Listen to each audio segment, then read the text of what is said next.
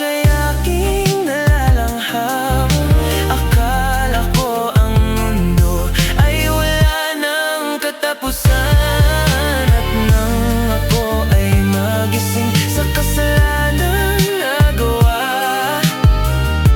kinabukasan ko ay nawala. Sa kanto namin dati, puro tawanan lang.